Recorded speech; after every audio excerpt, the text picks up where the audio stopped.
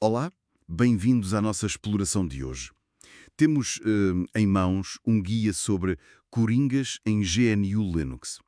E a ideia é perceber como uns símbolos, que parecem simples, nos podem poupar imenso tempo a gerir fecheiros.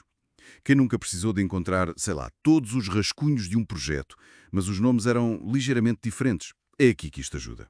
Exatamente. São chamados caracteres especiais, ou globais, e funcionam como verdadeiros atalhos na linha de comandos. Pronto, permitem filtrar, selecionar ficheiros, diretórios, de forma muito mais inteligente do que ir um a um, especialmente com muitos ficheiros. Parece ser mesmo uma daquelas dicas de power user, não é? Então vamos lá ver como funcionam estes truques. O guia começa com o mais conhecido, talvez. O asterisco. Representa basicamente tudo, certo? Isso é o mais abrangente, representa qualquer sequência de zero ou mais caracteres. Tipo, se tivermos relatório final.txt e relatório preliminar.txt, dá um relatório.txt, apanha os dois. Ok. O guia até menciona ls user test para listar conteúdo. Embora, pronto, nesse caso específico, ls user test sozinho faria o mesmo. O poder do vê-se mais noutros comandos ou com padrões mais complexos. Percebo. Mas, olha, usar o assim à solta não pode dar asneira? Se estivermos a apagar fecheiros, por exemplo, e ele apanha mais do que queríamos, Sim, esse é um ponto muito importante. Com grande poder vem. grande responsabilidade. Exatamente. É crucial testar sempre o padrão com ls antes de usar com comandos como rm, que apagam coisas. A precisão é fundamental. E é por isso que existem outros coringas mais específicos. Faz sentido. Então, se o asterisco é tão amplo, como é que podemos ser mais cirúrgicos? O guia fala do ponto de interrogação. Qual é a diferença-chave? A diferença é que o ponto de interrogação, o tilde, representa exatamente um caractere. Nem mais, nem menos. Só um. Só um. No exemplo do guia, teste.txt, encontraria teste1.txt ou talvez teste.a.txt. Mas já não apanharia teste10.txt, Ah, ok. porque aí, depois do e, são dois caracteres, 1 e 0.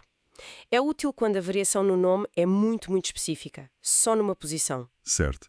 Então, para sequências de qualquer tamanho asterisco, para um único caractere. Mas e se eu souber que é um caractere, mas só quero que seja, sei lá, um número?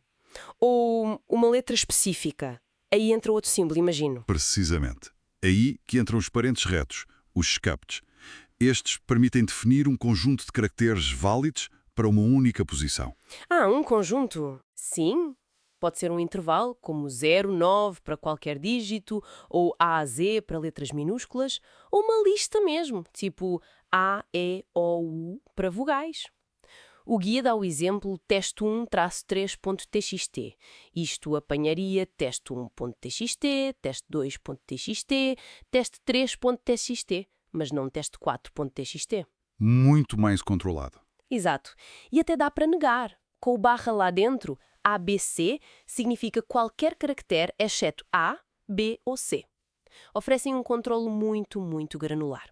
Interessante isso dos conjuntos e intervalos. Mas o guia ainda fala de um quarto tipo, as chavetas, cochetes, e diz que são diferentes. Diferentes como? Ah, as chavetas. Essas são fascinantes e funcionam de modo, bem, distinto. Permitem a expansão de chavetas. Geram múltiplas strings a partir de um padrão. Como assim geram? Por exemplo, relatório jan.fev.mar.txt. Isto expande para três strings. Relatório jan.txt, relatório fev.txt e relatório mar.txt. E o ponto crucial, o que as distingue mesmo dos outros, é que esta expansão acontece antes de o comando sequer procurar fecheiros. Os fecheiros nem precisam de existir. Espera lá. Então não serve só para encontrar fecheiros que já existem. Exato. É aí que está o poder único delas. Como a expansão acontece independentemente de os fecheiros existirem, as chavetas são super úteis para criar múltiplos fecheiros ou diretórios de uma só vez. Criar? Sim, com comandos como touch ou mkdr. Imagina, mkdr-p, docs, projá, prosb, cerce, test. Numa linha, crias essa estrutura toda de diretórios. Uau! Isso sim parece um belo atalho para organizar projetos ou dados. Ok? E o guia ainda mostra que podemos combinar isto tudo, não é? Dá exemplos de encontrar teste4.new e teste5.new usando .new ou teste ponto, ou até teste 4.5. Parece que há sempre várias maneiras de dar a volta à questão. Essa é a beleza e, de certa forma, a filosofia do GNU Linux em ação. Oferece um conjunto de ferramentas flexíveis que podem ser combinadas de imensas formas. Não há uma única forma certa. Há sim a mais adequada ou mais eficiente para a tarefa que temos em mãos e para a nossa forma de trabalhar. Dominar estes coringas permite escolher a ferramenta certa para cada situação. Portanto, resumindo isto tudo, estes 4 símbolos, ponto, ponto ovo, aspas e colchetes, são bem mais do que parecem à primeira vista. São como pequenas chaves, não é? Que desbloqueiam uma eficiência enorme na gestão de fecheiros em Linux. Podem transformar tarefas que seriam morosas em operações super rápidas. Sem dúvida.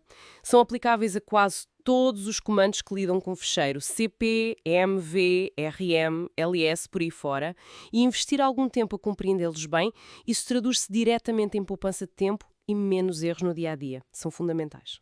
Fica então a questão para pensarmos se estes símbolos, tão básicos na aparência, oferecem tanta flexibilidade e poder no mundo digital dos fecheiros, que outras regras ou símbolos simples poderão existir, talvez escondidos à vista de todos, capazes de otimizar outros sistemas complexos com que lidamos diariamente.